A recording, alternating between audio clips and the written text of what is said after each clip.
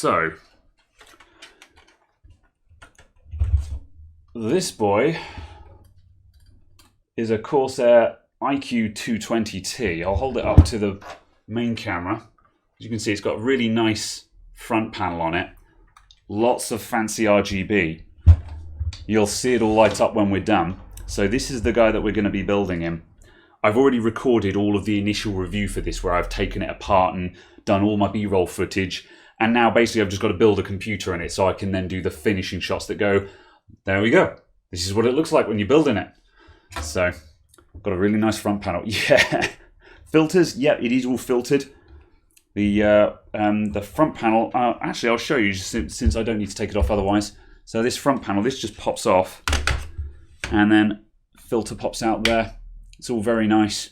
And all three of those fans are all RGB, Corsair RGB fans as well. When you see those things light up, man, Corsair RGB is worth every penny.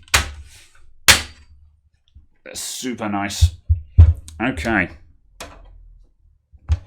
Right, so we're going to start on the back and we're going to put a power supply in it. So let's go. I'm going to flip it over.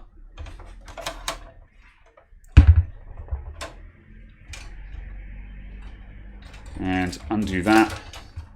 Pull all of this out the way. This is the RGB controller at the back there, so that comes pre-fitted. And I'm not going to be using a 3.5-inch hard drive in this case, so I'm going to remove the 3.5-inch drive cage just to give myself more room to work with.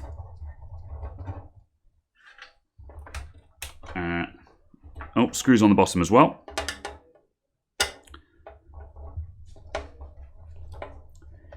Interestingly, if you were desperate to keep this cage in there, it can slide further toward the front of the case if you remove one of the front fans. However, if you're willing to start removing front fans and things like that, you should have bought a bigger case. So I don't think that's particularly useful, but it bears mention that there is a degree of adjustability in this.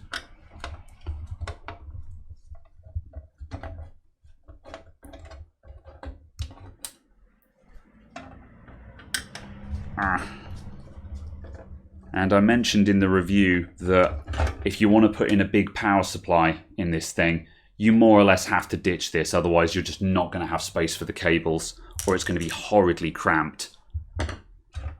You could put a small power supply in though, so it's got that going for it. Right, the power supply I'm fitting, I'm putting in my GameMax 1050 watt, which is enormous overkill for the build in question. However, this is the power supply I have available to me at the moment. And that's going to drop in like that.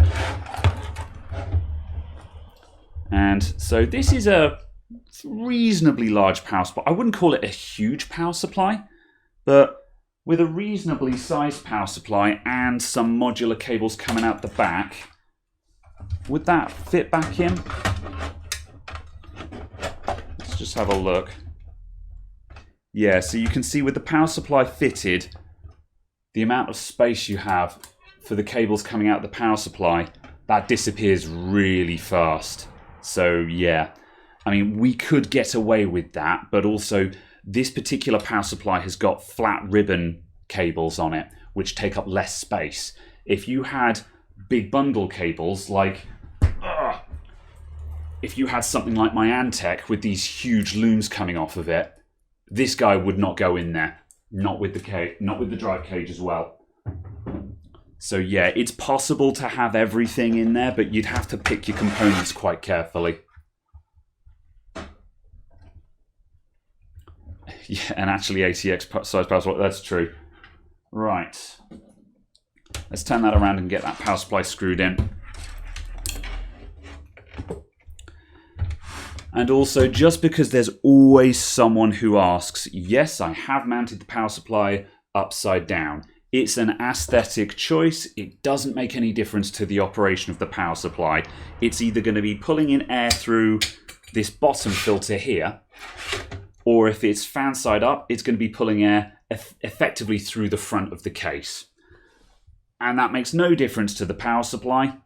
It just means that by having the fan side up, I don't have to worry about cleaning the bottom filter, And also, this power supply has an RGB fan in it, which means that that RGB fan will actually be visible because it's pointing up instead of down. So yeah, it's an aesthetic choice, doesn't make a difference. If I could stop dropping screws, that'd be awesome. What's up, Ruff? How's it going? And also, just for you, yes, Daddy loves you. Which will be completely out of context for this recording.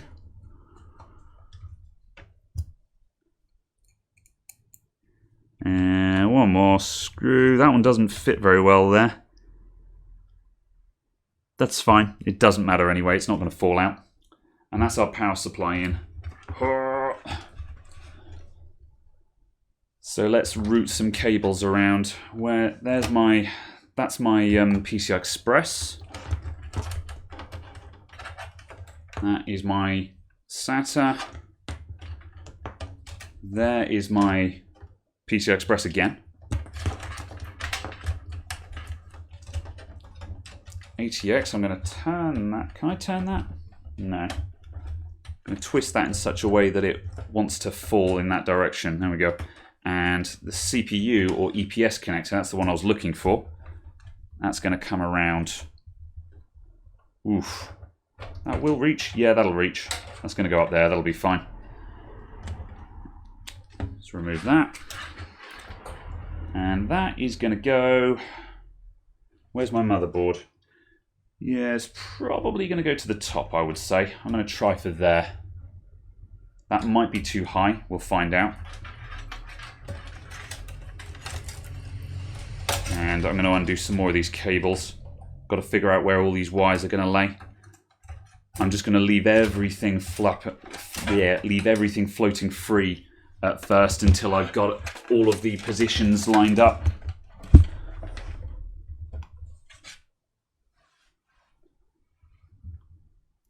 Don't take after LTT like that. Regarding what, Hugh?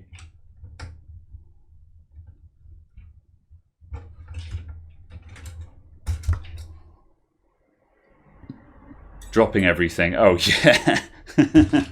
Yeah, Linus drop tips, am I right? Oops. I'm catching on screws over here. I'm going to move all of these out the way.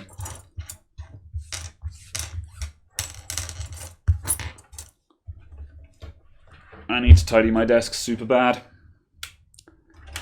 Okay, right. What was I looking for? I was looking for all of this. Pull all of this noise out. Get all of these out. There's a lot of wires here.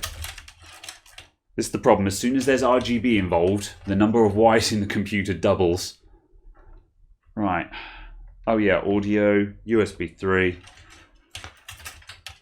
Front panel. Then these are fans and RGB. I'm going to disconnect all the RGB. Pull all of that to one side.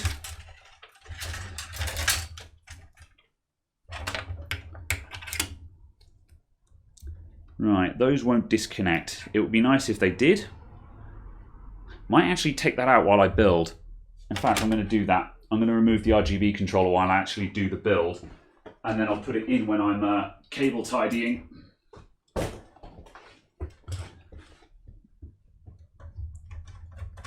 It's just a couple of screws to remove this guy.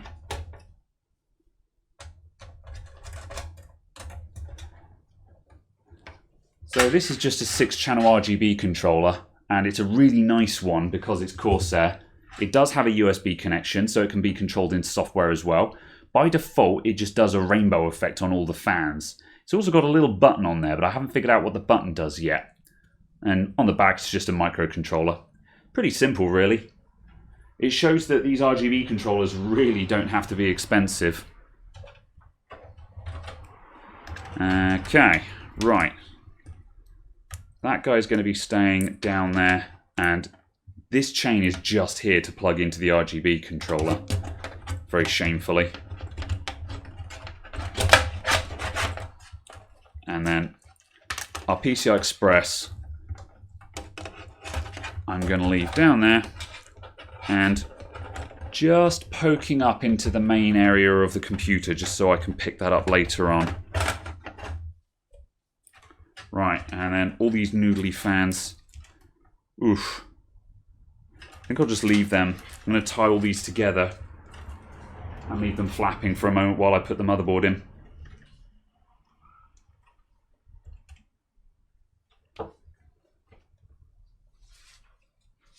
Nice if the RGB could be powered from the fan headers.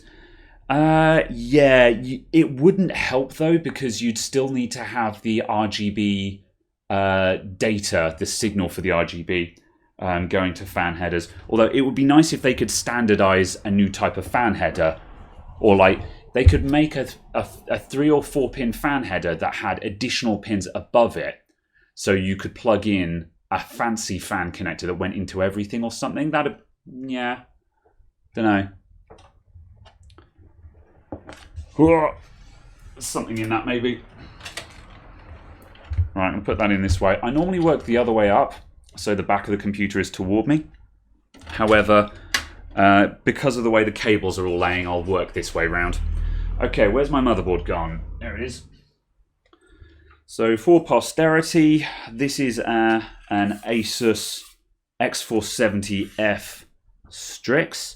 So this is one of the nicest X470. Well, this is a mid-range X470 board that is in the nice section because it's got all of the Strix looks to it. And so far, this board has done me really well. I really like this board. One thing that is persisting throughout this entire build is when I've finished with this computer, it will, apart from the graphics card, which is easily changeable, this will be better than my computer at home, which makes it really tempting for me to take it home because I own everything that's on the bench right now. I really want to keep this one. Either it's going home or I'm putting it on sale, one or the other. What's it gonna be? Right, are all of these screw holes lined up? They are. I don't need to move any of these standoffs. Where am I going to hold this thing by? Let's just do that. Get in there. You clearing everything? Yeah. All right. And we'll line up the back panel there. And then some of these standoffs have got they've just got a little notch on them that makes them stick up slightly and stick through the holes in the motherboard. So now that board will just stay in place and that'll just stay there. There we go. Right, that is a cozy fit. And I think we've just got enough room to stick our water cooler up the top. Although the other thing as well is, because these front fans are 120mm, we could also front mount the water cooler, which I think I will probably do because I think front mount looks nicer than top mount. So we could go for a front mount or we could go for a top mount. However, if we go for a top mount, we have to put in additional fans, which will start descending into the case more. So yeah, or it would be about there-ish. So it'd go in. I haven't done a top mount in a long time. It would be a bit different. What do you guys think? Front mount or top mount? Why can't you do the RGB via PWM? You could turn that into a data signal. Yeah, that's reasonable. Yeah, that would also work, Hugh. Again, you'd have to redesign the standard though. That's the problem. And I can't see them doing that, but it would be possible. From a technical perspective, it's absolutely doable. Get on there. There we go. Right, let's get some screws into this. So, the cases come with a really nice selection of screws. We've got a load of cable ties. We've got some washers. We've got 3 or 4 different types of screws. Lots of stuff actually. Most of the time a case will give you the bare essentials, but here we've got, so these are countersunk M3 screws, so these are perfect for SSDs. We've got an extra standoff. I'm not sure why. just in case, I guess. Maybe in case you lose one. A crap ton of fan screws for putting more fans in the case, which is really not necessary, but sure, thanks, I guess. Another standoff. Washers. And these look like ordinary Imperial screws. Yeah, and ordinary Imperial screws. So let's check what kind of standoffs we have. I'm going to grab a magnet for my screwdriver. And I'm just going to see if this Imperial screw... are these not magnetic? They are. I just need to move my magnet down. I'm just going to see if these Imperial screws fit the standoffs. Which they do. So it's an Imperial standoffs on these. I have mixed opinions about that. I wish the Imperial screw would die. Just use M3 on everything. Never not.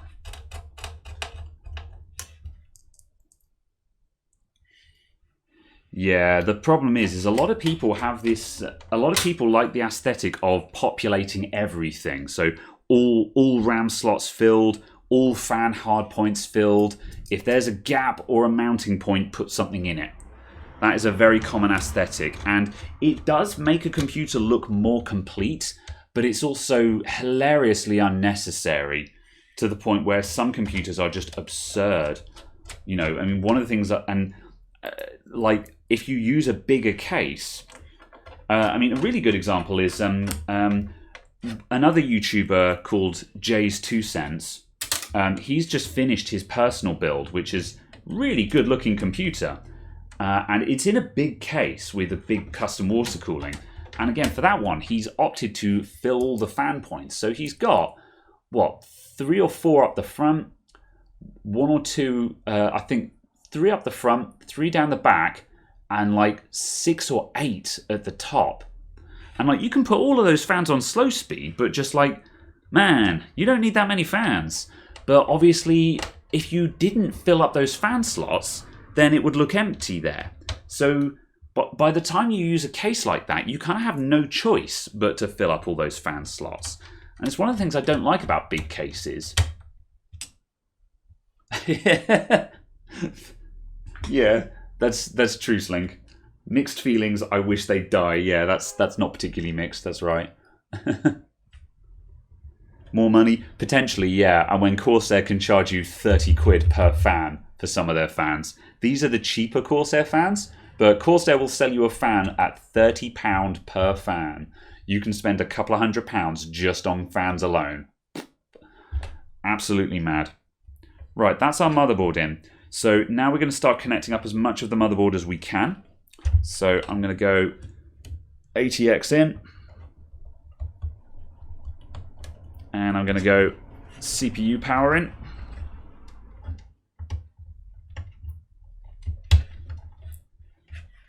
And now we're going to turn the case over and thread through all of those noodly boys that we put out of the way earlier on. Okay, right, let's undo these again.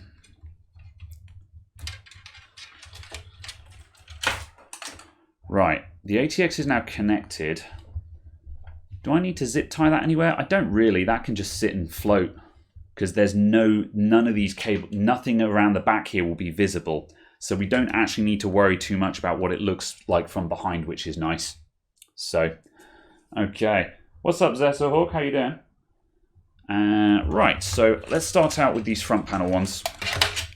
So those are going to come straight down the front. Actually might take those around that direction. Let's undo this as well. Cable tidying is a very boring part of the job, but it's necessary. It's got to be done. Yeah, I'm going to relocate those to there and bring them down there instead. Let's put a kink in that. Makes it easier to thread through. And also, when you're building like this, it's a good idea to start off just by using cable ties like this, just wire ties, because it's really easy to undo them and redo them. And then if you want to do the nice tidy zip ties at the end, you can do that at the end just by replacing all of these with zip ties, which are obviously single use. But I wouldn't recommend starting out with zip ties because you will always have to remove some of them, which gets to be a bit of a bore. Oh, those are the smaller standoffs. Oh yeah, we've got the RGB controller there. Will that clear? Where's the RGB controller gone? Have I come a cropper already? Nah, we're fine. We're not going to be using those channels. Those are there because you could put 2 along the top and 1 at the back and have 6 fans coming off of this thing. But I'm not planning on adding any additional fans to this. I don't think it needs them.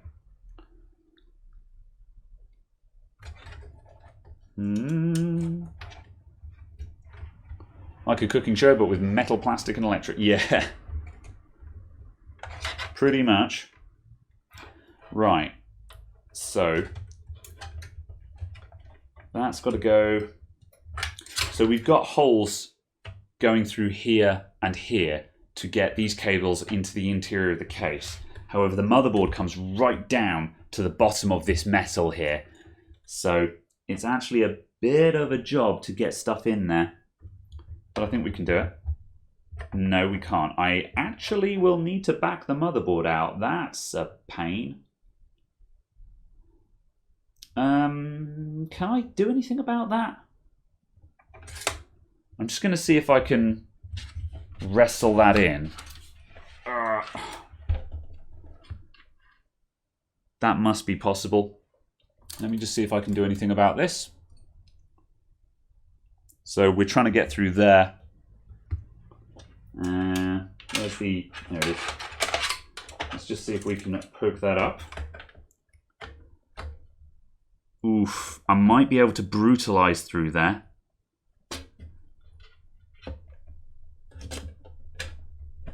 Yes. I think I can. Come on.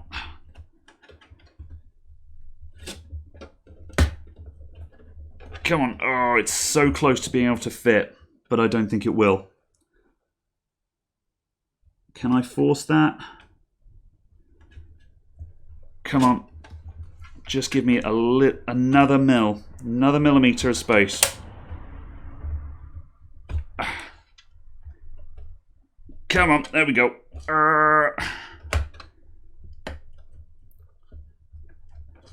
There we go. Whew. Did it. That was horrifying, but we did it. Now we'll lay it down again. Actually, I'll just quickly, while I've got this camera angle, I'll just poke up some other things. We need audio to there, and we need front panel stuff to there. That'll do. Yep, let's lay the computer down and connect all that up.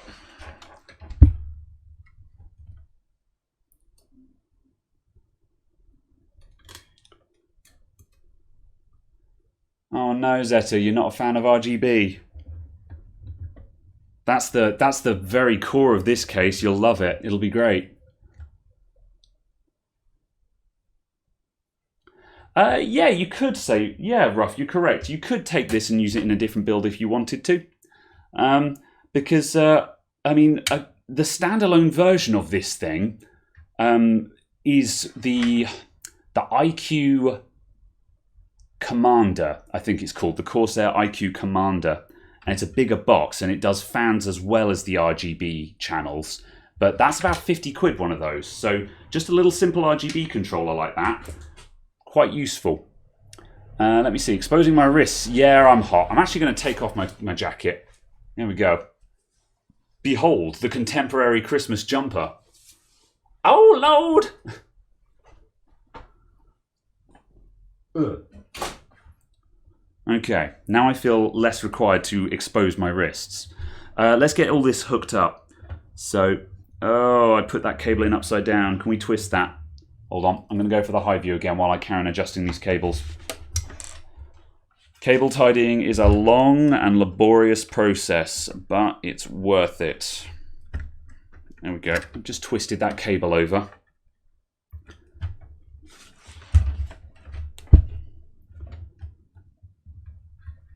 Yeah, that works.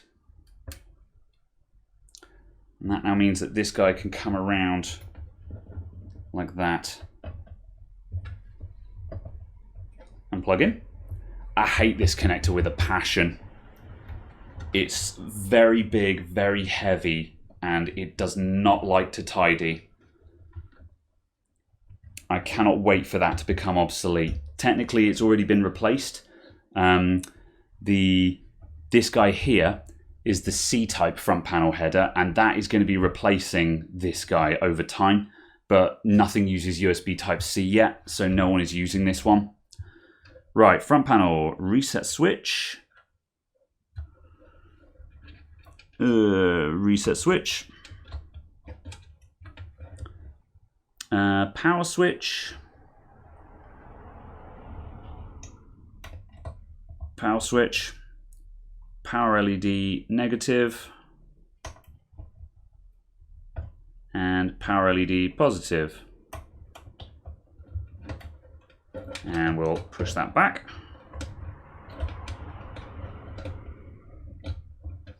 And then finally, this guy here is our front panel audio, which I shall never ever use, but we'll plug it in because we can.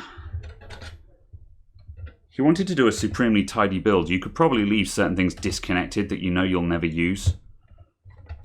But there we go, that's now hooked up. Right, front panel wiring done.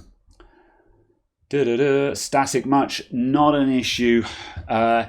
The humidity here is probably about 75%. We're in British winter. Static is not a thing here. If you're in the Arizona desert in summer, where the humidity is about 2%, that's when you worry about static. 75% that low? Yeah, well, we're indoors. Outdoors, it'll be even higher. So yeah, there's too much humidity in this country for static to be an issue. Right. I need to get a new rig, but so much RGB stuff, no at ease, and by the time you're doing creative writing, lighting, yeah, there's plenty of stuff out there with no RGB, Zeta. Like, if you wanted some advice on that, drop me a PM at some point and I can make some suggestions. But yeah, there's plenty of really good quality kit out there that looks really smart and has no RGB on it. If you don't want RGB, there is stuff for you as well. So yeah. Yeah, Slink has been very static. Well, stop getting shocks off things, Slink. It's a choice. And yes, as Caradog says, you can also turn it all off as well. If I wanted to, I can just switch off the RGB on these fans, switch off the RGB on this motherboard, and just not have RGB on this build. I like it though. I'm a fan. But it's understandable if you're not. That's okay as well. Right, that's that hooked up. What do I need next? My CPU and my RAM I've already pre-fitted. I think I'm going to put in the water cooling. So, again, are we going to front mount or top mount? I think it would be nicer to top mount because then you'll be able to see these from the inside and the light will shine into the case. So yeah, I'm going to top mount my rad. So I'm going to go for fans, then radiator, because that will keep the non-RGB fans out of sight, and we'll just have a radiator grill along the top here, which will look more slicker. Yep, let's do that. So I'm going to dig out some Corsair fans I've got here. What are those? Those 4-pin? Yep, those are 4-pin fans. Right, so I've got a pair of these. These are Corsair static pressure fans for radiators. So those are going to go up in the top of the case, and then we'll have the radiator directly underneath them. And the air will go through the radiator, through the fans, and out the top of the case. What PCU? Do you mean PSU, power supply? The power supply I've got in this thing is a GameMax 1050 watt RGB. However, there's lots and lots of other power supplies that I could be using. I'm putting that in just because I've got it lying around. It's actually not. It's massive overkill for this build. It's just a really nice power supply.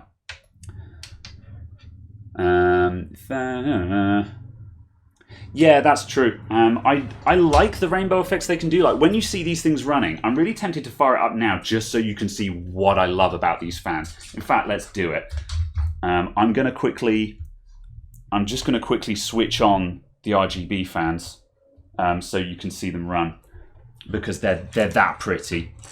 Let's go on a random tangent, because also some people may not be here for the end of the stream when we actually turn it on, because I'm taking ages. I'm being a slow boy. So let's do some quick jerry rigging. Not sure if I've got these the right way around. We'll find out. 1, 2. Oh, one of them's the wrong way around. That's 1. That's 3. It's important to plug these in the right order, and you'll see why when they turn on. If I get these in the wrong order, then the sequencing will be incorrect, and it'll look lame. And I'm going to power these up using a different power supply, so I don't have to disconnect all the internal one.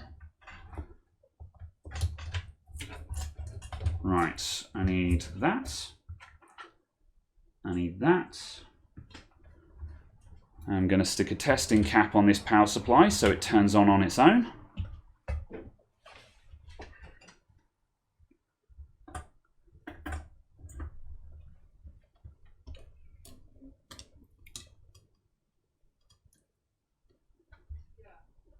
Boop. Right. Oh, they're out of... Yeah, I've got the pinning wrong on them. They're out of order. However, you can see from the smoothness of the light there. Look at how smooth and rich those color transitions are. Now, when I've got these in the right order, the light will move in a direction along the fans. So, like, you'll get the pulse of red that will go boop, up the fans. And the color will travel across the fans, which is a spectacular effect. And they look brilliant. Let me see. Catching up on things. Ryzen, yes, it's a Ryzen 3600 going in this. And thank you very much, Baked Beans. I do this for a living. And oh, even Caradog's impressed by the light sequencing. When you see them in order, let me see if I can get them in the correct order. Let's see what order these things go in. Let's unplug them. Oh, I did have them right. I think they're just upside down, maybe. Let's try reversing the order. Yeah, there we go. That's right. So watch the red move up the fans. How good's that, eh? So yeah, it's maybe Baked Beans. This is one of my computers. I'm building this for work at the moment. However, I might be taking it home. I haven't decided yet. I haven't decided. I've got two. Well, after I've built this one, I'll have 2 high-end computers, and I have to keep one and sell one. So I've got to decide which one I'm going to keep and which I'm going to sell. I like them both. Anyway, that's the RGB. Let's get back to building. Ugh. Unplug all of this nonsense and get it out of the way.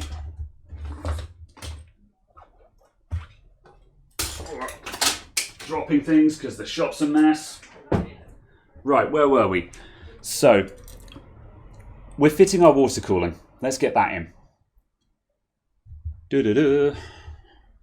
So, we've got a dust filter on the top of the case here. That's a magnetic filter that just slaps onto the top there. And when I remove that, that exposes these slots for screwing in fans and things like that. So I'm going to want these two, and I'm going to put my fans that way round so the wire will come out at the bottom of the fan. Whereas if I were to put in the fan, say, that way up, the wire's coming out the top, and then I've got to route this somewhere and it'll be in the way. So by turning the fan around, we can make sure that the wires are just immediately out of sight. And then I need some long screws to get them through. So I'm going to poke these fan wires down into the back. This is going to be quite an armful to get all of this in at the same time.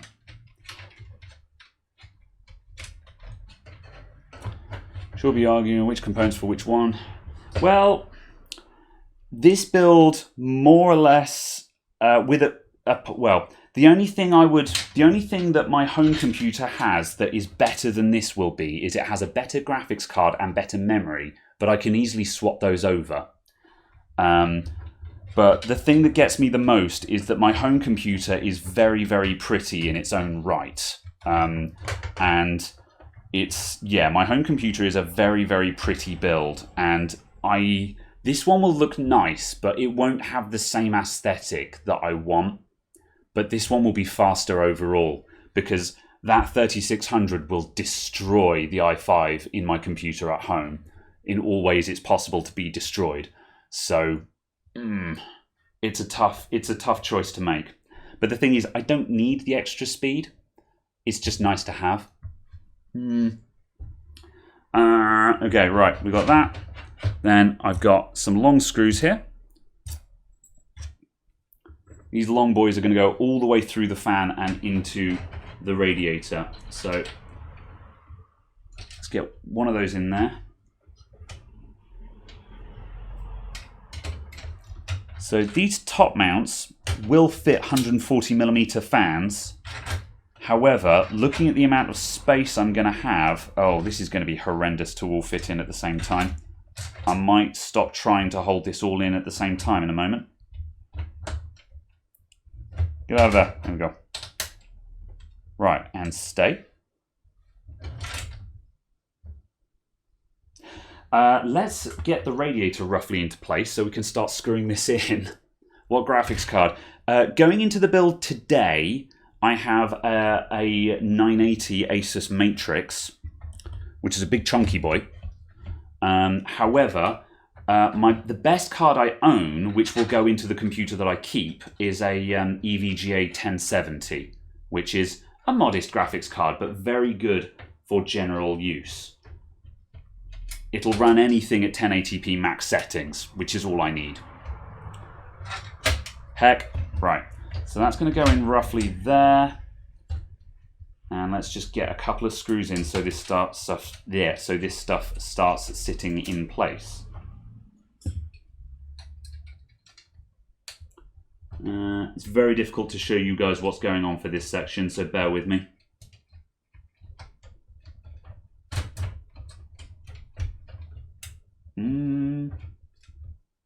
Actually, let's just pull that out for a sec. We've got one thing in holding that fan in place. That's the important part. We get another one in up here. Those fans will stop just flopping about all over the place. This is the fun part about building a computer. There's no graceful way of doing some of these parts. But when you watch a YouTube video that's been edited, obviously they edit all of the fumbling out, which is exactly what I will do in the actual review video for this case. I'll edit out all of this fumbling. But trust me, everyone fumbles. Okay, right. That fan is in, and now I'm just going to straighten it.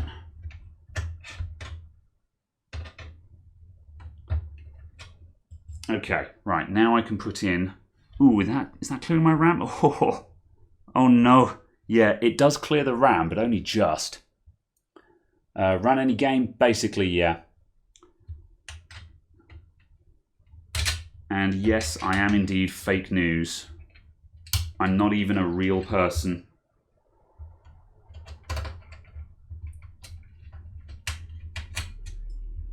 Okay, 2 more screws. Oh, I put those in up the top. That's fine, that's fine. Right, I'm going to turn this around so I'm not putting in these screws cack-handed. Ugh.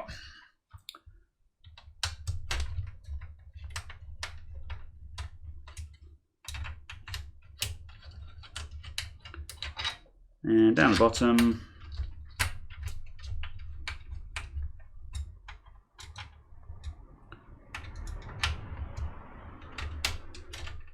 Right, so now that's fitted. Now I'm going to back all of those screws out by just a little bit so the whole assembly can slide.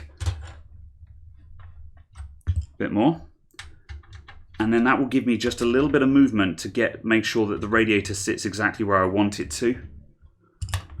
There we go. So now we can move a little bit. Good. Okay.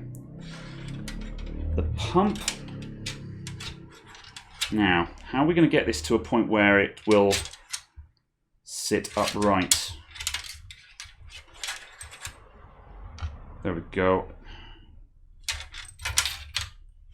Right, so I want the pump to be like that, so the Corsair logo is the right way up. So I need to turn this mounting bracket around, which is a bit of a fumble. It should just move and then turn.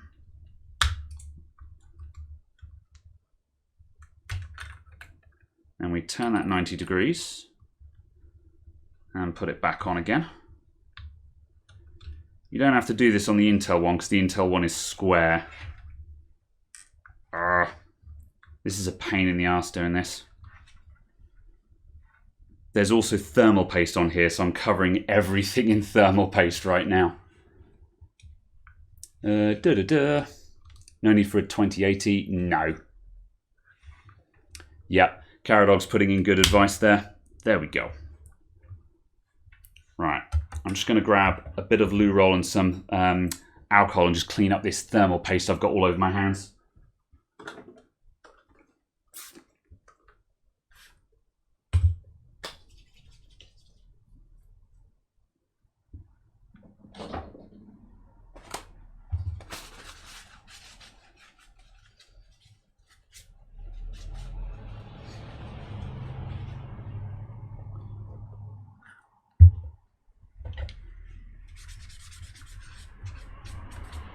Go.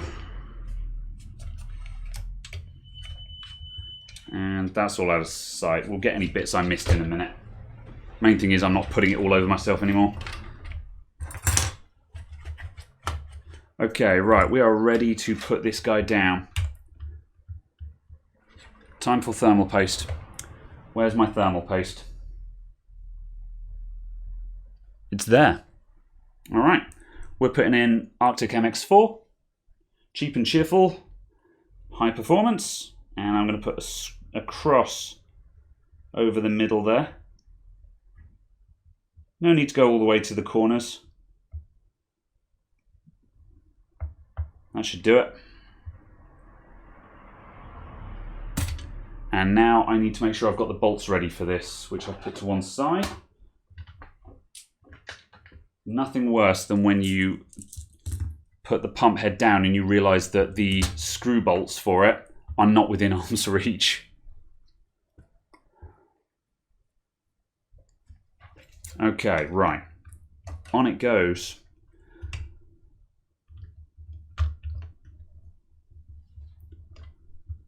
And put that on. That's one. And go for the opposite corner.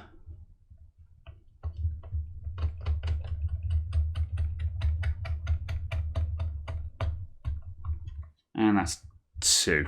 There we go. Right, now I can let go and I can just take my time with the others, and then we'll make sure everything is seated properly and then screw it down tightly.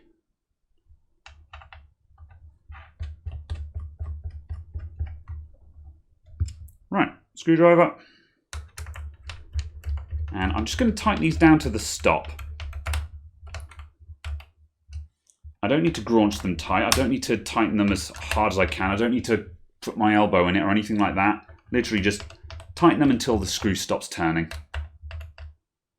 And just make sure that they're all at the same tension.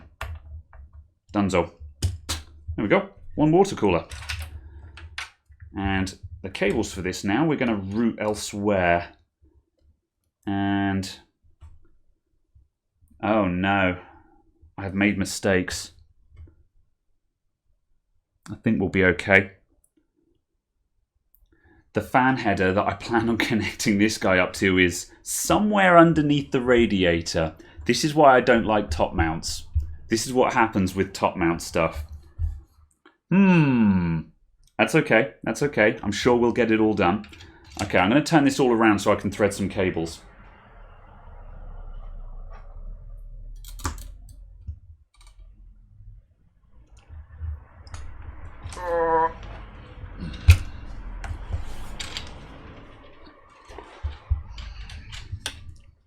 Okay, right.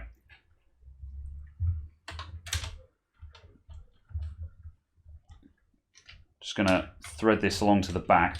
Thankfully, this case has got very big exit holes at the back for cables to come out of, so it shouldn't actually be, if I just put that vaguely up to the top of the case, yeah, here we go, I can grab it. Oh, I've just spotted a little cubby hole where I can see what I'm doing. Haha. Can I get it so you can see what I'm doing?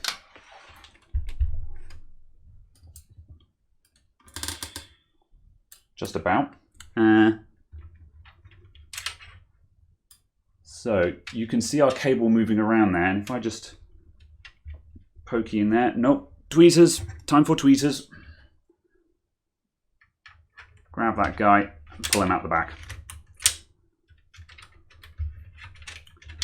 And pull that all the way through. And we're going to do the same thing with these two fans that we fitted as well. Let me see, the whole PC build price. Oh yeah, iCUE is still giving estimates there. Yep, Caradog knows what he's talking about as well. I will trust what he's saying. He knows as much as I do about PC building. There we go. Right, that's all of our fan cables coming out the back of the computer there. And as you can see, when I put the top dust filter on, all of that will be hidden away. So that's the thing. At the moment, all of these screws are exposed and stuff, and it doesn't look very nice. But when we put the filter on, it all gets hidden up. It all gets hidden away. Right, now, where do I want that to slide to? I'm going to just center that, actually, so it's visually centered in the case. And then I'm just going to tighten those screws down.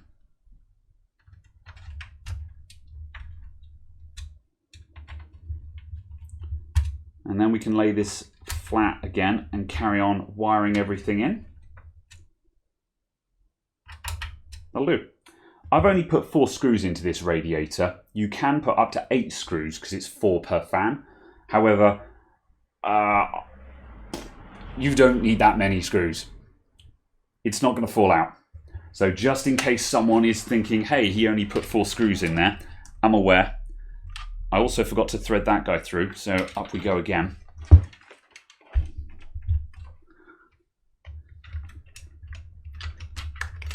Okay, and up, and up. I think this is going to call for the tweezers again. It suddenly occurred to me that I didn't sound check before I started recording any of this. Have I been loud enough for you guys? Come on, there we go. Dunzo, there we go.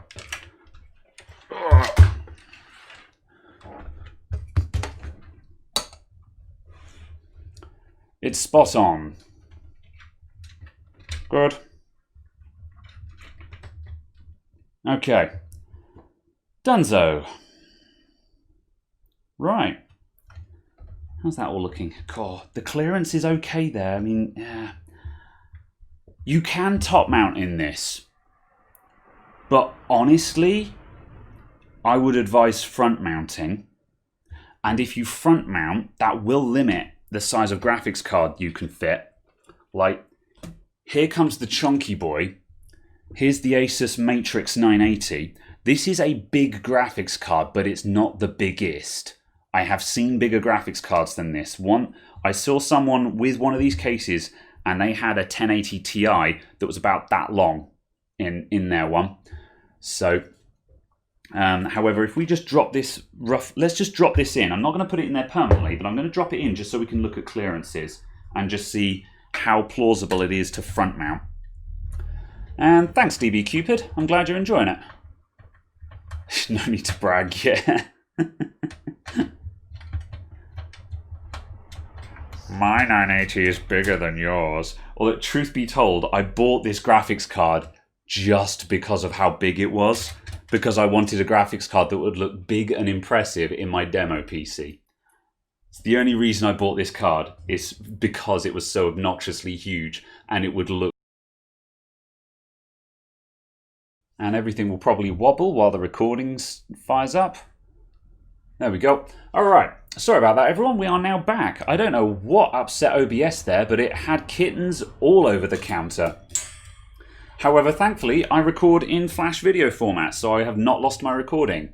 That's why you record in Flash. It's a pain in the ass, but if OBS crashes, you don't lose your VOD. And the VOD is the very reason why I'm here. There we go. Let's see. 10% building it yourself. Yeah, that is true. Cool. Right, let me see. Where was I? So yeah, we were talking about the graphics cards. So let's drop this big chunker of a boy in. And when I drop that into place, what I was just saying as OBS crashed, with that guy fitted, as you can see, we would not have fitted a water cooling radiator in there. So if you're using a large graphics card, you have to top mount your radiator. And that basically means there's no way that I would fit a 280mm radiator in here. Which means if you're building a largish computer, this case is going to get real small real quick. So that does confirm that while this is fine for modest computers, which is the kind of thing that I prefer to build anyway, if you were building an all-singing, all-dancing monster of a computer, this case may well be too small. So it's worth considering. Right, okay, I'm going to pull this guy back out a sec while I do the rest of my tidying, because the graphics card always goes in last. It's the last thing on the list. Let's do our fans. All right, let's turn that back over again.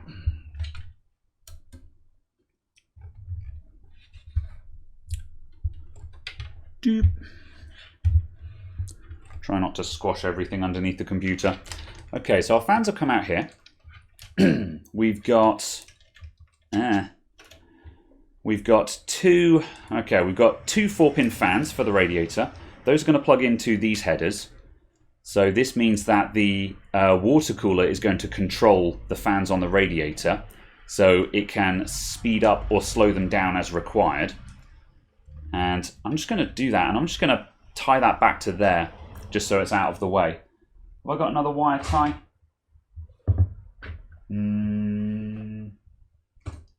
Nope. I'm going to replace one of my... Oh, yes, I have. Hang on a sec. I can chop this one up. Oop. Put that guy in there.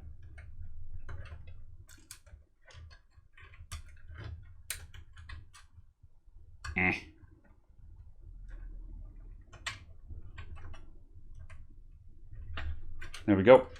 It's not the prettiest solution. However, it stops the cable from just flapping around and falling out of place. That's the objective, and it pulls it back so the cables aren't in the main interior of the case. So that's the objective there. Right, this guy needs to go straight back in and plug into the motherboard. And therein lies the tricky bit. I've got to plug this guy in blind, and this is going to be really tough. In fact, I'm going to come back to that in a minute. Right, here's all of our front fan cables. There's twice as many as there needs to be because RGB. So we've got top, middle, and bottom. So our top fan is going to plug into the board somewhere around here, and the two bottom ones are going to go to the bottom of the board. So let's go, and the RGB wires, I want those separately. So let's split out all the RGB from the fans. That's fan, that's RGB. That's fan, that's RGB. I'm going to gather these guys together. I'm going to gather them together and tie them in there. So let's grab another wire tie.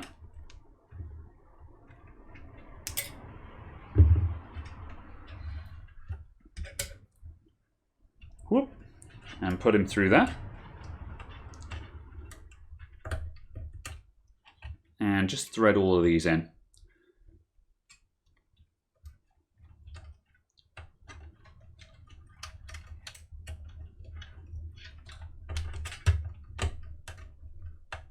There we go. Fold that back. Now those are going to go across there, and we'll come back to those in a moment. Okay, now we've got to deal with our fans. These guys are going down the bottom, and I'm just going to leave them in the cable dump. And I'm going to poke those up into the interior of the case. We'll deal with those in a moment. This guy is going to go up in there. And I can just use the rest of that cable tie just to hold him down as well. Like that. And then finally, this guy's got to go back slightly. Right, let's deal with this horrid one here. Ugh. You're just jealous, Slink. You want your PC to be a Christmas tree too. Don't you wish your PC was hot like me?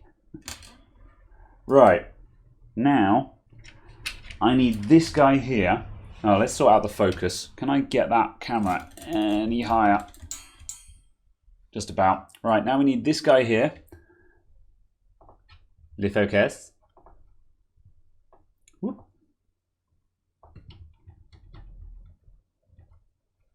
Right, this guy has got to plug into there. Engage the horror. So the way I'm going to deal with this is I'm going to get the plug all turned around to be in the right orientation. So I'm going to put a fold in it like that. And now we're going to go in. Can I get my hand in there? Not a chance.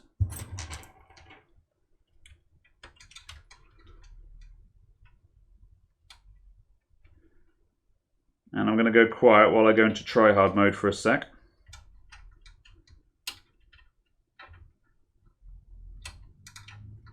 Nope. Tweezers. Better tweezers.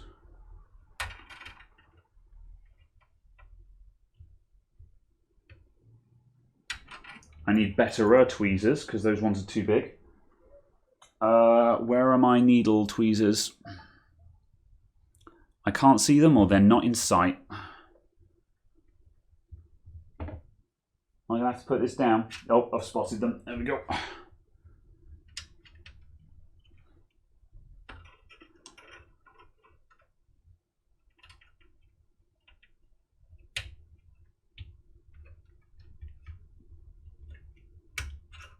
Bam.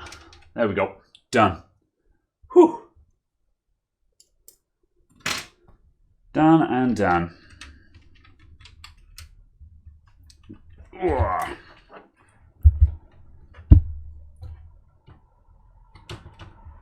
Refocus. There we go. This guy is nearly there. I'm going to plug these fans in down here, in no particular order. This will the fan header that I connect them to will change how they appear to the computer, but that doesn't really matter because the fan speed setup, I'll do that in BIOS and that'll be set and forget.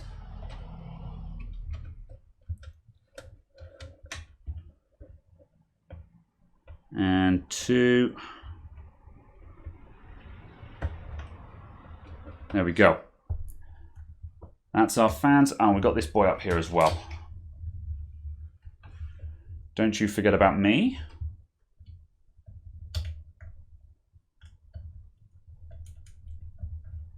Oh, that felt horrid. I'm going to unplug and plug that back in again. That required far too much force, which means it's probably not on properly. There we go, that's better. There. That guy's kind of just there, but there's not really a lot I can do about that, so that'll do. Right. Graphics card. We're missing an SSD. That's going to go around the back. I don't have an M2 SSD for this, which makes me really sad. So I'll put one around the back in a moment. That can wait until later. Let's get the graphics card in, and then we've got to wire in the last of the RGB. In you go. Oh Lord, he coming.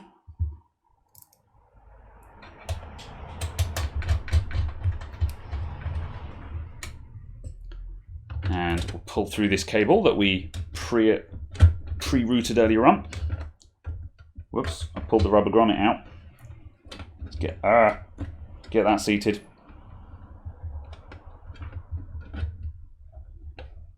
Get in there, boy. Oh, lordy. Oh, that's gone all kinds of wrong. The rubber grommet has come out of the hole, and because of the presence of the USB 3 cable, it's really hard to get it back in.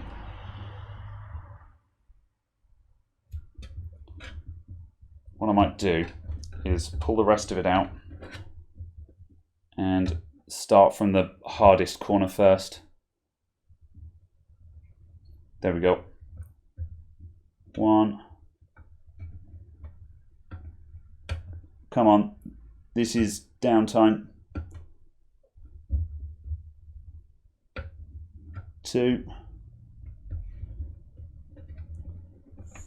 3.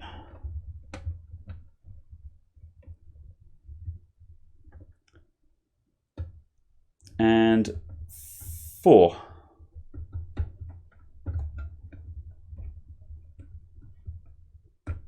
Oh, almost 4. 4. There we go, fixed. Whew. Okay, right. Now power to the graphics card.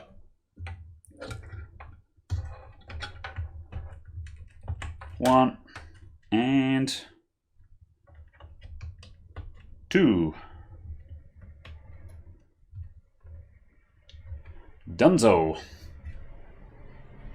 Let's see.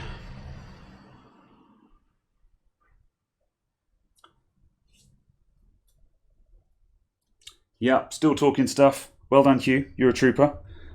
That's all in. We have power to our graphics card. I'm tempted to say that I should have run graphics card power up from this void instead, because by the point, yeah, with a smaller graphics card, that cable would have been like here, so it would have come out there and into there. But because this card is such a long boy, it's actually going across there. So I'm not going to mess about with that now, though. That's just nitpicking.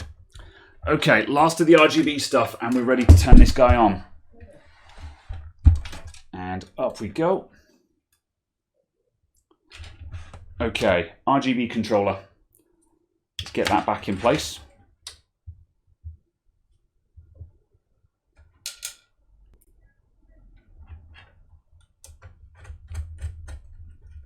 Ah. Huh? Have I picked up different screws here? No, they're all the same. Why isn't that picking up? Let's try a different one.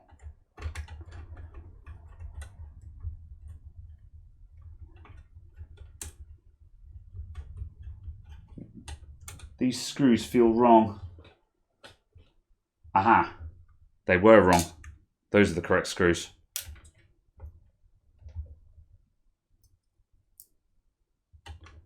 If the screw's not going in, it ain't the right screw. Shouldn't need any force at all.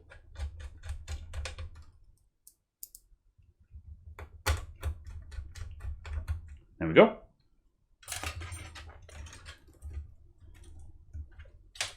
Right, so these are going to go around to nya, and I'm going to put a coil there. Oh, I need to know which one's which for sequencing. Number 1. Can I label these somehow? You know what? Let's plug them in and then bundle them. $1 million question. Port 1. Yeah, let's start. I think it's that way round. We might have to change these. That's number 2. That's the middle one. And number 3. Okay, right. Now those are in. I'm going to bundle those cables.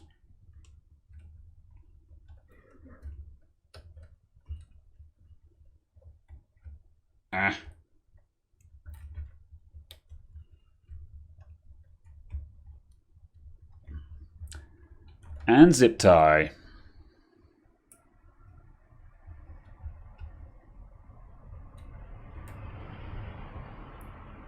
Go, go, go, go, go. There. Dunzo. Okay, right, that needs to plug into USB, and that needs SATA. And we need to pull this SATA guy through because I'm going to need power to my SSD as well. So that's going to go there. That is going to go there. I'm going to grab the SSD, which is there.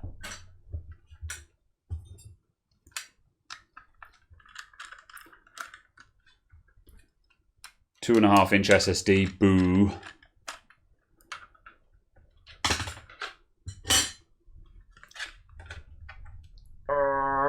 That's on too tight. Man with an old car. Okay, right, so that guy's going to mount there.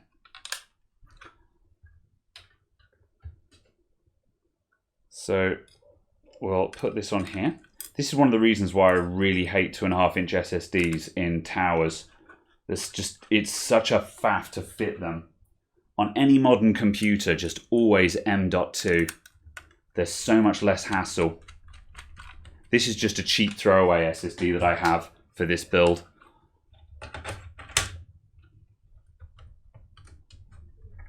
There we go.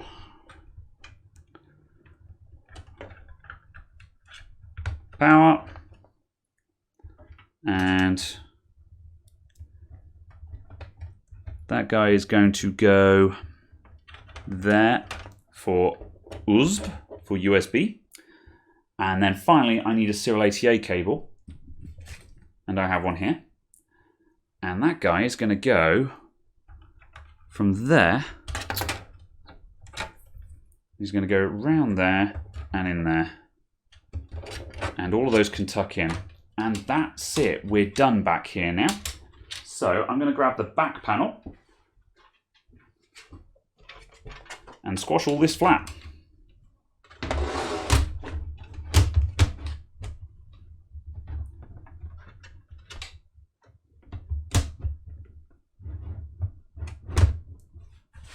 Whoop. Do, do, do.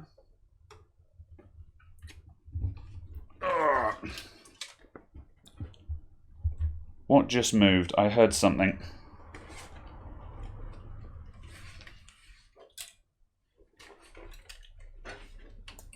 Something's loose. Curses. I'll find that in a moment.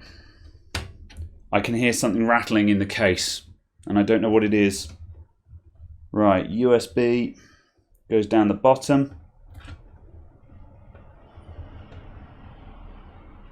Your computer should not rattle. Unless you're Hugh. Hugh's computers always rattle because they always have about 5 screws left in them. A build for someone. This is a build for the shop that I might end up keeping. Right, hang on a sec. I've got to track down that rattle first. That's doing me a concern. It's probably the end of a... it's probably a loose zip tie or something like that. But I've got to check it, because if that's a screw, that might land on something that I don't want it to land on. Right. Time to do the good old shake.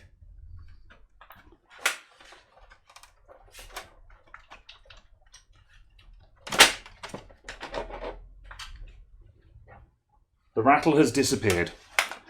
So whatever it is has settled. Fine, we're done. Let's put the side panels on and turn it on. Ugh.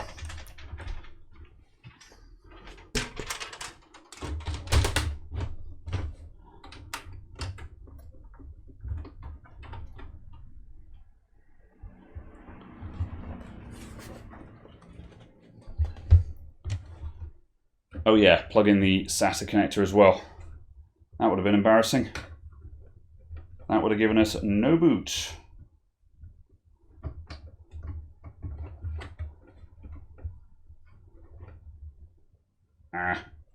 Bloody 90-degree SATA connectors. Hate the damn things. Okay, right. Tempered glass side panel. Okay, here comes the big peel, everyone. I hope y'all like ASMR because you're going to get some ASMR. Have I got a new USB cable for the Brillo pad? I have. Got a box standard Amazon one and it's delightful.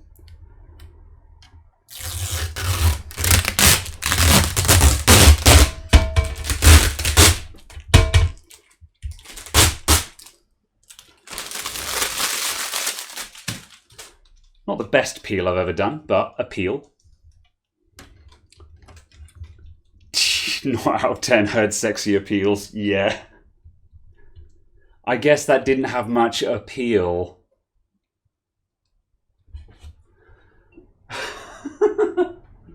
I regret nothing.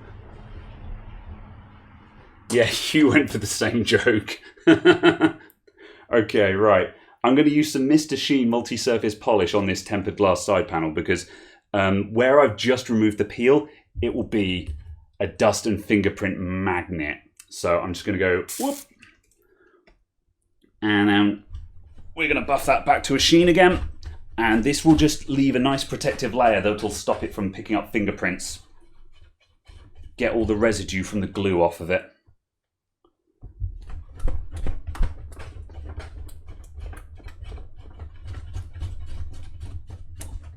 There we go. And for those of you not familiar with tempered glass cases, the great thing about tempered glass side panels is that they are very, very hard. These things do not scratch easily. Like me dropping that screw, no problem. If I dropped that onto a plastic side panel, probably would have left a mark. However, tempered glass is hard as nails. So that means it's really clear and stays really tough for the lifetime of the case. Okay, moment of truth, everyone. We're going to plug it in and we're going to find out whether it works. Oh. We'll rearrange the cameras.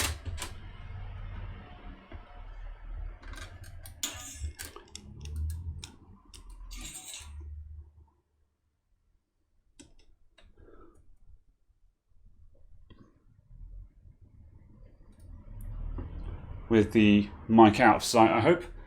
I'm going to untuck my shirt because, yeah, right.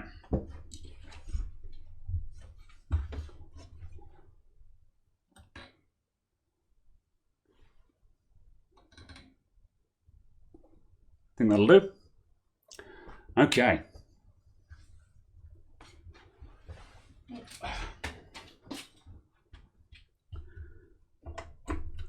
We need that. I need a mouse and keyboard. Where is the receiver for this?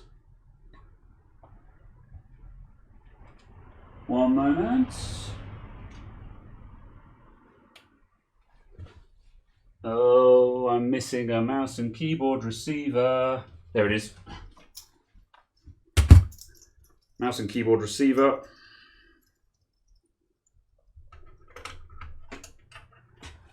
And finally, I need screen.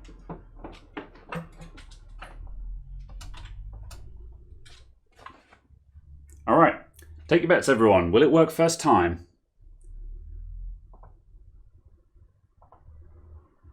Of course not. Such doubt, Hugh, such doubt.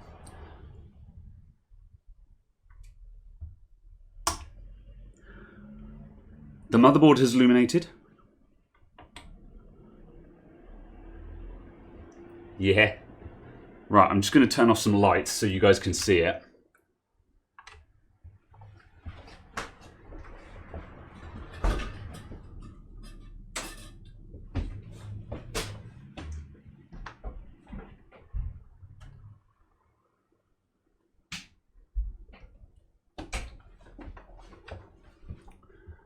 There we go. And as you can see, we have started first time. And we're getting devices ready. Yeah, look at the RGB. Is that not a thing of beauty? It's glorious. Oh, so as you can see, the fans through the front panel and they look beautiful. And we can see my RGB power supply because I mounted it fan side up. And we've got just a little bit of glow off the motherboard and off the graphics card as well. How much would this exact setup cost? One moment, I have a customer.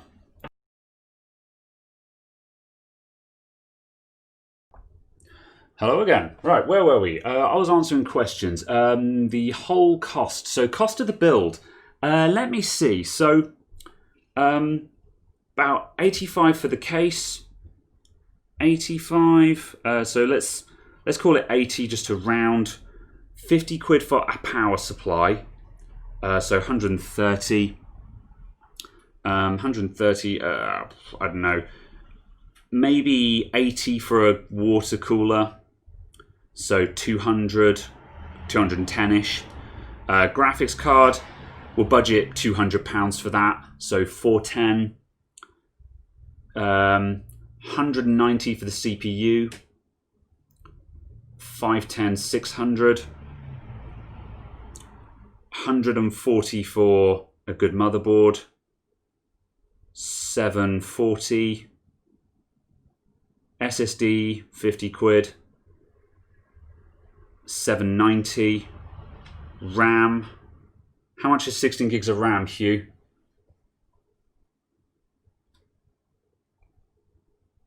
Yeah, about £900,000 around that kind of area, which is going to translate roughly into dollars. That's going to be very similar in dollars. So dollar prices probably about $1,000 to $1,200. That kind of money, I would say. So that's So I would say this is about this is probably about $1,000 computer. Bearing in mind that a lot of these parts in this particular one is secondhand. But if you came to me and you said, I want that, I would probably be charging you about $1,100 or $1,200 basically. So yeah, and yeah, you could bring it down a bit. So yeah, that kind of area. All right, let's turn the lights back on.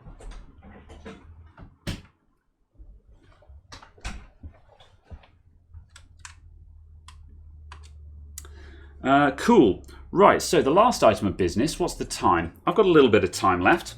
So now the last thing I want to do is I want to set up my fans, and I want to have a quick look at the Corsair iCUE software. We're just going to take a quick look just to investigate that, because again, as part of the review for this case, I'll need to I need to talk about Corsair iCUE software, which controls all the RGB, and see if that's any good. So what we'll do, I'm gonna move this back a bit so I can put that there. And we're going to drop into BIOS. So let me set up the capture for that. So we want that. And I'm going to set that camera to 78 degrees so it zooms in slightly. Okay, and let's drop into BIOS so we can set up the fans and such like. Start, restart. So obviously I already had Windows pre-installed on this SSD. Normally you'd have to install Windows, but I'd already done that on this particular SSD because it's a demo PC. So not something that I had to worry about. I'm just spamming the delete key on my keyboard at the moment. CPU fan error. Yeah, I'm aware. There we go. Right, and now we're in the BIOS. So, first thing I want to do is because this build has been reset, I want to make sure that my memory is running at the correct speed. This memory can run up to 3400 megahertz, but because it's not configured, it's sitting down at 2133. So our memory is running really slow right now. So the first thing I want to do is fix that. Oh wow, that's depressing, Caradog. That makes me really sad. It's not as big though. Mine's bigger. Right, AI overclock tuner, DOCP. So this switches on the XMP profiles for the RAM. And so now we're going to switch our RAM up to 3400 megahertz. So that is that bit sorted out. So we're going to have high-speed RAM. Then I want to change the monitor settings. CUE fan configuration. And let's see, let's start with, so CPU CUE fan control. We're not going to do any control of the CPU fan because our water cooler will do all of that for us. That's all config free, so we're not going to touch that. We've got one fan plugged into the AIO pump, so we're going to set that into automatic control. And I'm going to set this thing, I can dial in. Let me see. So for these settings, what we have is we have an upper temperature, a middle temperature, and a lower temperature. So starting at the bottom, while the temperature is below 40 degrees, it will run the fan at 60%. Then when the temperature gets to 45, it will change to the middle one. And then when the temperature gets to 70, it will change to that one. So that's going to be getting its data from the CPU. So, to be honest, I'm just going to leave these at their minimum speed. So that's fine. I'm just going to leave that as is. Oops. What was that set to? That was 100. So that's that one switched on. And then I also need to change these two. So these ones are going to be automatic, CPU, manual control. And I'm going to set the same profile on those. That's fine. And same deal here, set you to a manual curve, 70, 45, 40, that's fine. And chassis fan 3. I'm not sure if we're on 2 or 3, so I'm going to set chassis fan 3 to the same profile just for good measure as well. I don't think we've got anything connected to this one though. And that'll do it. Good. Low limit 200. Fine. That's that. And that is everything. So let's save and exit. Save changes and reset. Bam.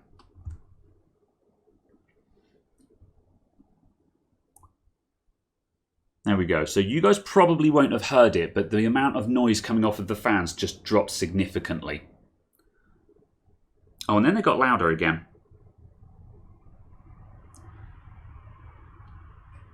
It's pulling a temperature from somewhere where I'm not sure.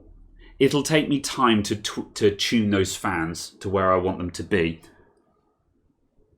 Oh, it's the CPU fans that are running hot as well. So yeah, the CPU fans also need adjusting. That's for another time.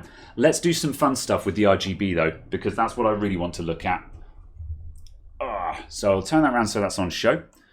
Let's get some iCUE software. So I'm going to need an internet connection for this. I'm going to grab a Wi-Fi dongle.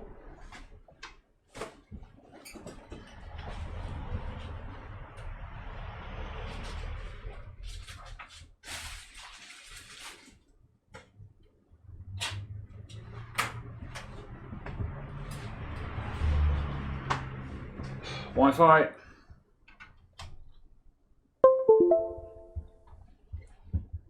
And just wait for that to pick up in the bottom right of my screen. Swapping parts around gets it down to 710. That's not bad. That sounds about right for a semi-shiny build.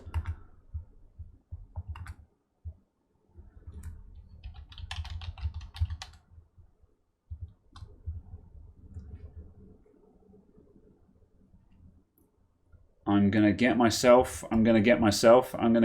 connected. There we go. Okay, Corsair iCUE download.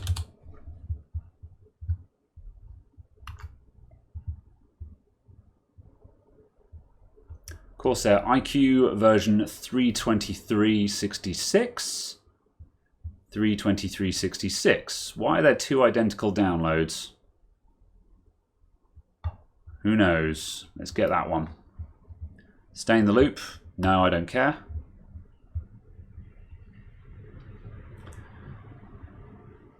Okay, get ready for a 1 GB install so I can change the color of the LEDs. Nah, they'll all be 64-bit. That's a good shout though.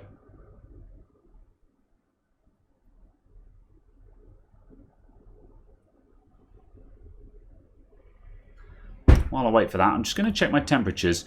The water cooler I've got fitted is actually faulty and needs to be replaced. However, it works well enough. So, however, I'm just going to check if I need to jiggle it. Do I not have hardware monitor on this? I do. No, come back. I had it. HW monitor. God, I hate Windows search. Right, my CPU going up in flames. Yes, my CPU is going up in flames. One moment.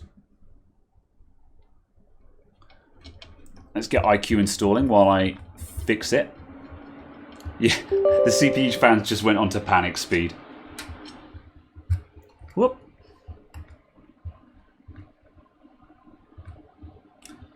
Sure, default settings, that'll do. Time to put fingerprints all over the glass.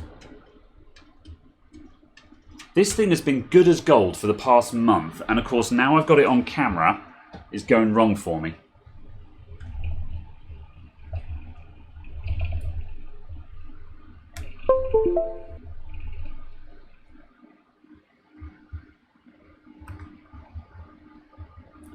There we go. That's more like it.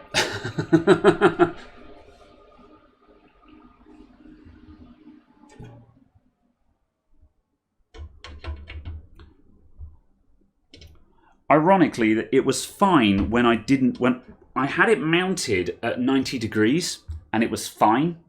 Now I've put it in where it's mounted the right way up, it immediately has started having issues again. That seems to be the trick with this water cooler, is you have to make sure it's mounted at a 90-degree angle, and then it doesn't seem to block up. It's a really old water cooler in this one though. I've had this thing for years. New one obviously wouldn't have the same problem. Doesn't matter. Okay, right. We're done with you. Start Corsair iCUE software. Whoop.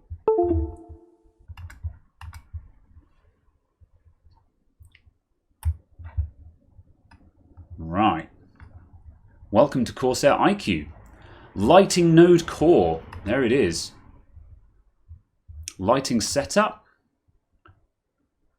Oh, there we go. So the fans have changed to a revolving thing. Let's take off the front panel so you can see it better. I think that's better with the filter on, actually. Yeah, that looks better with the filter on because it's not overpowering the camera so much.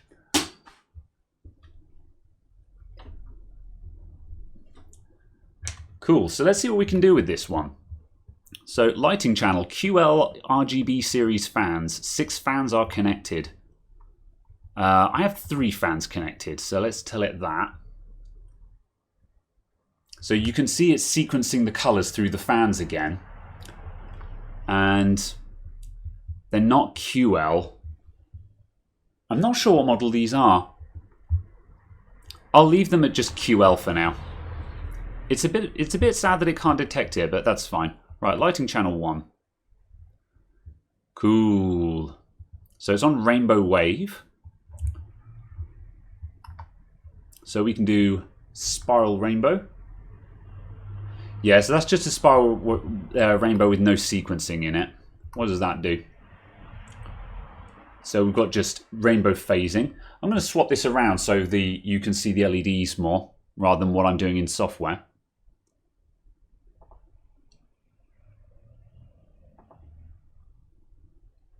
There we go. And color shift. Seems to do the same thing. Oh, I see. You can dial in multiple colors for that, so we can do random or alternating. Fine. pulse sequential.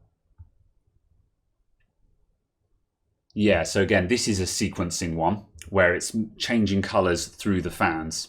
So that's a cool effect. And I can change I can make this go fast, so it operates quicker. And I can change the direction of it as well. So that's a neat effect. And strobing, uh-oh.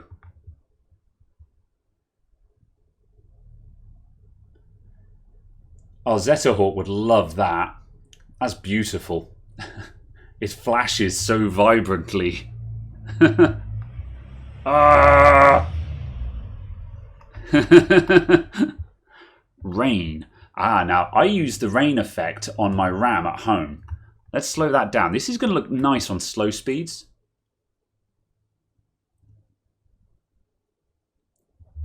Random or alternating. We set that to... It's hard to see exactly what it's trying to do here, but we've got to... Can I reverse the direction on that?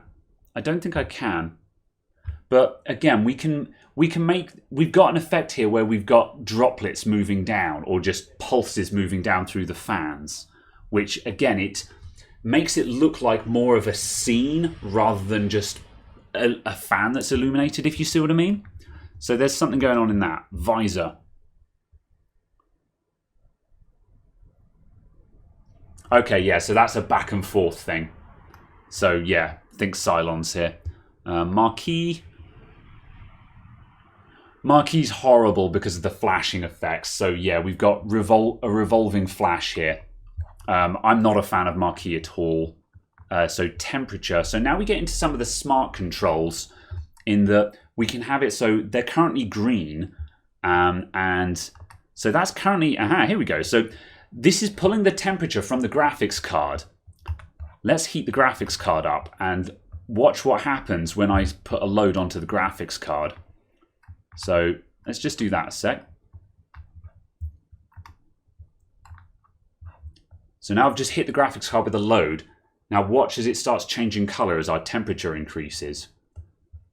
So what's it going to go through? It's going to go to yellow at 40 degrees.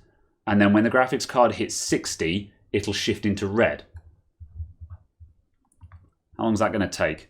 This might actually take a while because the graphics card is stone cold. It's at 35 at the moment. However, take my word for it. As the graphics card heats up, you can see that we're shifting into yellow already. And let's just make the red shift 45 degrees.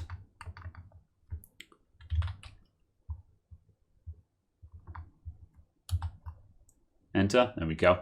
So as soon as we hit 45 degrees, we're about to hit 40. So now we're firmly into yellow, and we're very going to quickly shift into red as the graphics card goes up to 45 degrees. So you could, again, set the whole thing up so your whole PC shifts from one color into another as the temperature changes. There we go. You can start seeing the red coming into it now. So that is one cool effect you can do. And this is one of the advantages of using software to control it, especially when you're using a software package like iCUE, because everything is all in one place here. And it means that we can run the same information to all of the LEDs in the whole computer. And so we can make it so these fans respond to one thing, and then the top fans respond to the CPU, and the back fan responds to the case ambient, and so on and so forth. And now if we switch off the load, and as you can see, the temperature immediately plummets and it's shifted back to yellow, and now it's shifting back into green. So there's an example of temperature in action. Arc, what does that do?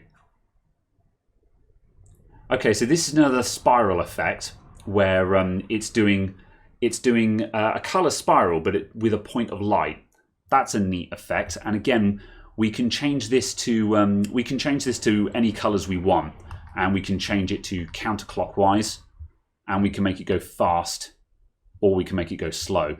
I'm a big fan of slow effects when you're doing LED lighting effects on PCs, because the slow effects aren't distracting.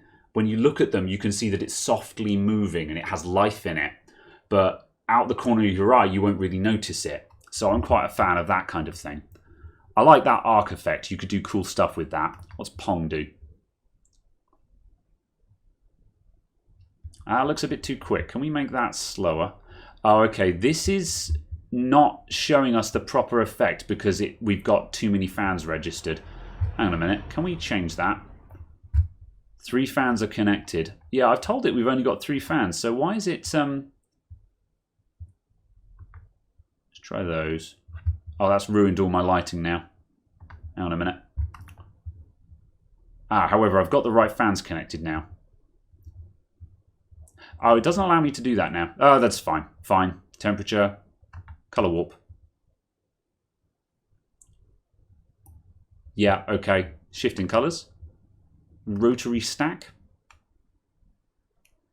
Yeah, so again, now it's dialing in a color and then unwinding it again.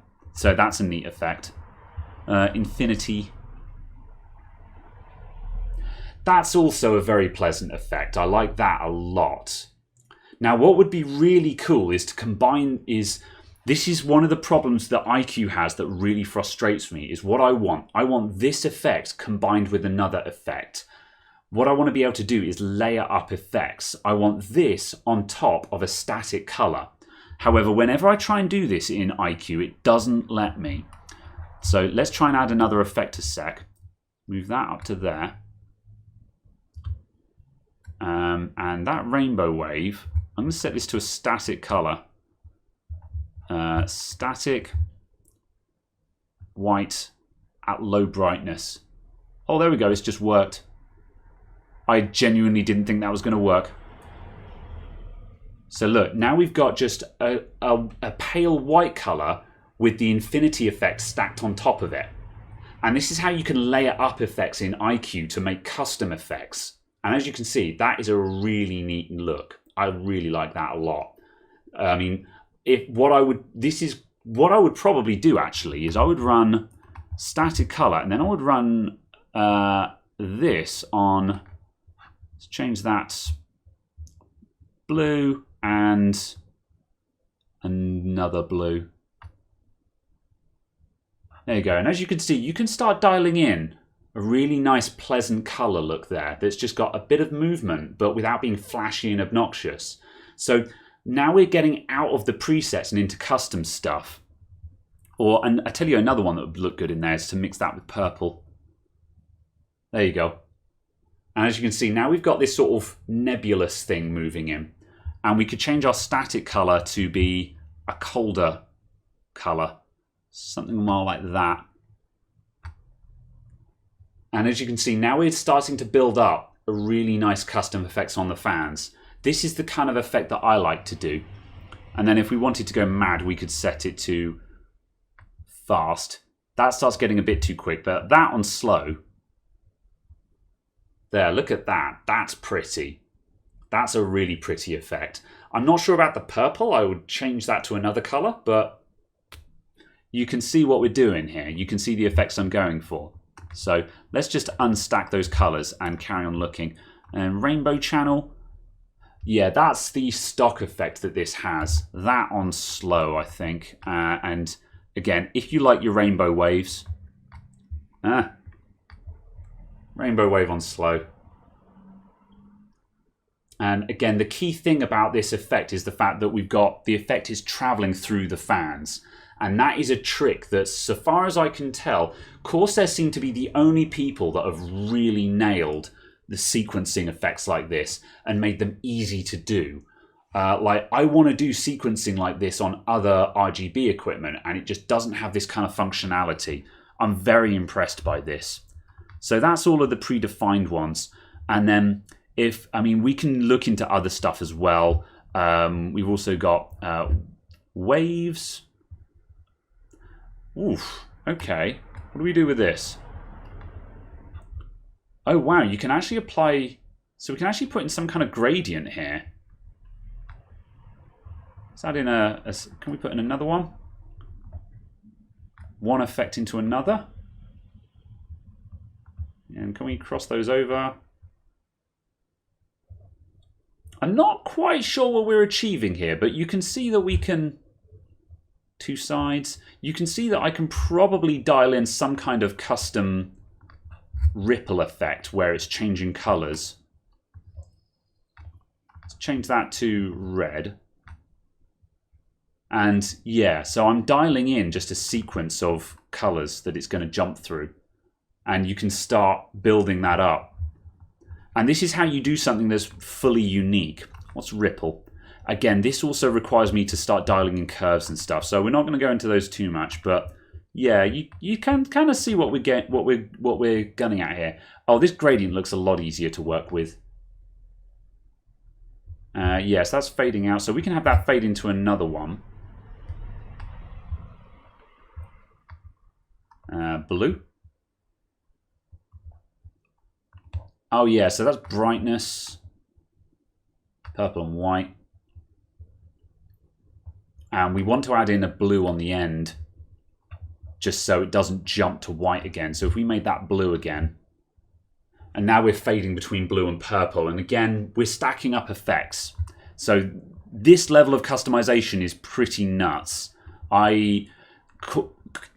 Corsair Q has always been able to do this, just not to this degree. This is super impressive how much control I have here. That's very neat. So yeah, and I think that's about a lot. Then obviously we've got solid and static colors as well. And you can just make them white if you want. Or you can be a Scrooge and you can just turn them off. So we can just off. And now the RGB is off. So yeah, that's that. And while we're in Q, you can do all kinds of other stuff. So instant lighting, we can just go, I just want red. We can just go, yeah, just pick a preset color if you want to as well. That's also possible. And there's some nice presets in there for a standard kind of layout. So for some reason or other, black is a preset. Oh, I guess the black preset is just switch everything off. So yeah, you can do that as well. Yeah, and then in the dashboard, we can add stuff in here. So we can add in system information and we can get other data about our computer in here. And iCUE can do all kinds of other things. And while we're in home, so here we've just got lighting node core.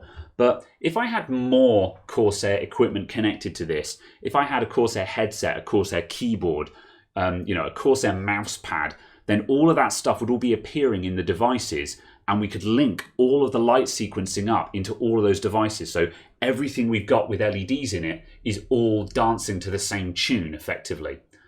And Corsair iCUE, I mean, there's other stuff that does this. At home I have NZXT Cam, which does exactly the same thing as iCUE. However, iCUE, just from this experience alone, is vastly superior to Cam in every possible way. It's got more customization, it's easier to use, it's easier to understand, it's much faster, and by the looks of things, it's a lot more reliable, because Cam is a mess at the moment. And as for Asus Aurora, just don't get me started on Asus Aurora. Asus Aurora is literally broken at the moment, and their forums are alive with angry people who can't control their lights. So, black for UV LEDs, yeah. So, that's that. I think we're done. I think I've covered everything. So, let's just stick that on white for the time being. So what I'll do is I'll dial in some effects and then I'll do my closing comments about this computer off camera. But I think we finished our build. Let's turn that off. So we've built a really nice looking machine there. Boff. And I'm quite happy with how that has come out. So yeah, it's got a couple of rough edges. There's a couple of bits that I'm going to fettle off camera where I'm not on the clock. But overall, I'm really thrilled with how this has come out. And that's a really nice build. Yeah, that's it. 2003 remembers. They sure do. I was there and I had UV lighting in my PC. It was glorious. Right, I'm going to wrap up, everyone. So thank you very much for everyone for coming and tuning in. I hope you enjoyed the show. And if you do want to see what comes of all of this recording, follow me on Twitter. And I'll be posting all the videos there. So let's just do Twitter. twitter.com/Nethathan. There we go. Follow me on Twitter to get more updates about what I'm doing. I will be back tomorrow with more games. So, don't know what I'm playing tomorrow. Might play more Tomb Raider. Don't know. Either way, I'll be playing more games tomorrow. So, thank you very much for tuning in, everyone. I'm going to say goodbye. And we'll go and crash into Slink, because Slink will be streaming by now. So, we'll go and say hello to him. Thanks, everyone. Bye for now. See y'all.